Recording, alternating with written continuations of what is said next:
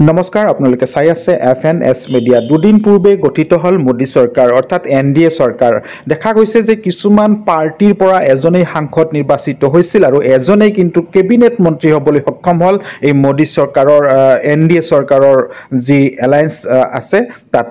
কিন্তু দেখা গৈছে যে অসমৰ বিশেষকৈ জাতীয়তাবাদী দল, অসম গণ পৰিষদ আঞ্চলিক দল আৰু UPPL এই দল দুটাৰ পৰাও কিন্তু দুগৰাকী সাংসদ ইতিমধ্যে নিৰ্বাচিত হৈ সাংসদ ৰূপে গৈছে।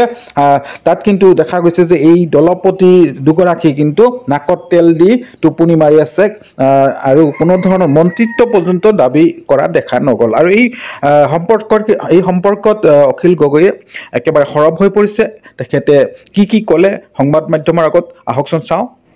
আপুনি যদি নতুনকৈ এই চেনেলটোত প্ৰৱেশ কৰিছে তেন্তে ছাবস্ক্ৰাইব কৰিবলৈ নাপাহৰিব। এজন MP থকা অসম গণ পৰিষদ, এজন MP থকা UPPL তেওঁলোকে নাকত তেল দি শুই আছে। মহাৰাষ্ট্ৰৰ পৰা NCP দলৰ যিটো NCP মানে প্ৰফুল্ল পেটেল গোট নহয় জানো, সেই প্ৰফুল্ল পেটেল গোটৰ পৰা মাত্ৰ এজন MP জিকিছে। সেই MPজনকো তেওঁলোকে ৰাজ্যিক স্বতন্ত্ৰ মন্ত্ৰীৰ পদ দিছে। ৰাজ্যিক স্বতন্ত্ৰ মন্ত্ৰীৰ পদ মানে আপোনালোকে মোটামুটি কেবিনেট পদে, কিন্তু তথাপিও সেই দলটোৱে কৈছে যে নালাগে আমাক, যদি তোমালোকে কেবিনেট মন্ত্ৰী ডাইৰেক্টলি নিদিয়া তেতিয়াহ'লে আমাক মন্ত্ৰিত্বই নালাগে। জিতন ৰাম মাঝি তেখেতৰ যিটো দল হিন্দুস্তানী আৱাম মৰ্চা, সেই মৰ্চাৰ পৰা এজন মাত্ৰ MP জিকিছে, জিতন ৰাম মাঝি এতিয়া ভাৰতবৰ্ষৰ কেবিনেট মন্ত্ৰী। অসম গণ পৰিষদৰ পৰাও এজন MP জিকিছে। অসম গণ পৰিষদৰ MPজনক কেবিনেট মন্ত্ৰী বাদ দিয়ক, মন্ত্ৰিত্ব দিব লাগে বুলি এতিয়ালৈকে অসম গণ পৰিষদে কথা ক'বলৈ সাহস কৰা নাই। আপোনালোকে চাওক, মহাৰাষ্ট্ৰৰ পৰা NCP দলৰ যিটো NCP মানে প্ৰফুল্ল পেটেল গোট নহয় জানো, সেই প্ৰফুল্ল পেটেল গোটৰ পৰা মাত্ৰ এজন MP জিকিছে।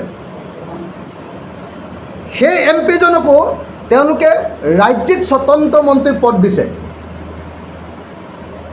ৰাজ্যিক স্বতন্ত্ৰ মন্ত্ৰীৰ পদ মানে আপোনালোকে মোটামুটি কেবিনেট পদে, কিন্তু তথাপিও সেই দলটোৱে কৈছে যে নালাগে আমাক, যদি তোমালোকে কেবিনেট মন্ত্ৰী ডাইৰেক্টলি নিদিয়া তেতিয়াহ'লে আমাক মন্ত্ৰিত্বই নালাগে।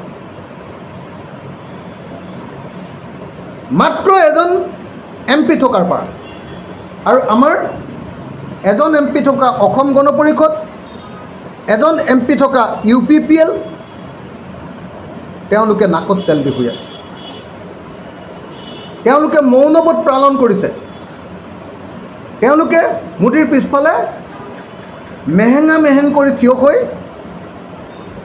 অসমীয়া জাতিৰ জাতীয়তাবাদক, অসমীয়া জাতিৰ আঞ্চলিকতাবাদক তেওঁলোকে অপমান কৰিছে। অসম গণ পৰিষদ আৰু UPPLে দিল্লীৰ ওচৰত আত্মসমৰ্পণ কৰিছে। তেওঁলোকে অসমৰ জাতীয় প্ৰশ্নক দিল্লীৰ ওচৰত দৃঢ়দৰ্পে উত্থাপন কৰাৰ ক্ষেত্ৰত ব্যৰ্থ হৈছে। আমি নিজেই দেখিছোঁ, সকলোৱে জানে যে যেতিয়া তেলেগু দেশম পাৰ্টীয়ে 4টা কেবিনেট মন্ত্ৰীৰ পদ দাবী কৰিছে, লগতে কিন্তু আটাইতকৈ ডাঙৰ চৰ্তটো দিছে যে 2015 চনত অন্ধ্ৰপ্ৰদেশৰ যি বিশেষ ৰাজ্যৰ মৰ্যাদা কৰ্তন কৰি দিয়া হৈছে সেইটো ঘূৰাই দিব লাগে। যি সময়ত অন্ধ্ৰপ্ৰদেশৰ বিশেষ ৰাজ্যৰ মৰ্যাদা কৰ্তন কৰা হৈছিলে, একেটা সময়তে অসমৰো বিশেষ ৰাজ্যৰ মৰ্যাদা কৰ্তন কৰা হৈছিল। যি সময়ত তেলেগু দেশম পাৰ্টীয়ে অন্ধ্ৰপ্ৰদেশৰ বিশেষ ৰাজ্যৰ মৰ্যাদা ঘূৰাই দিবৰ কাৰণে দাবী উত্থাপন কৰিছে, সেই সময়ত অসম গণ পৰিষদে মৌনব্ৰত পালন কৰিছে। অসম গণ পৰিষদে অসমৰ জাতীয় প্ৰশ্ন ৰাষ্ট্ৰীয় মঞ্চত উত্থাপন কৰাৰ ক্ষেত্ৰত সম্পূৰ্ণৰূপে ব্যৰ্থ হৈছে আৰু অসম গণ পৰিষদে আত্মসমৰ্পণ কৰিছে।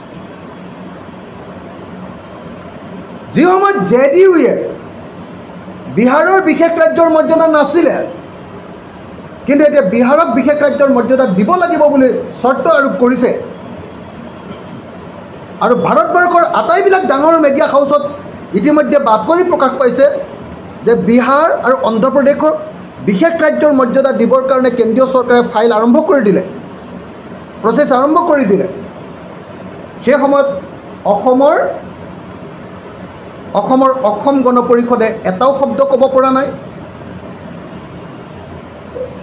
অসমৰ